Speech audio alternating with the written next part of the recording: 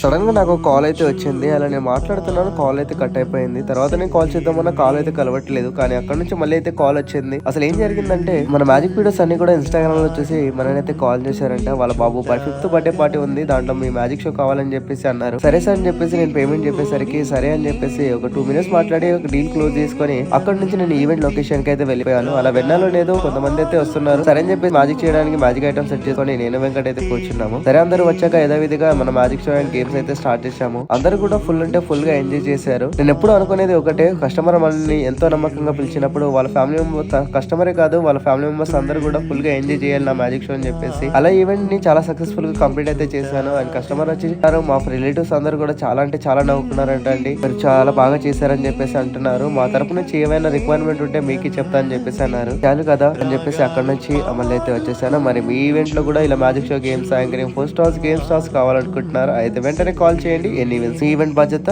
మాది.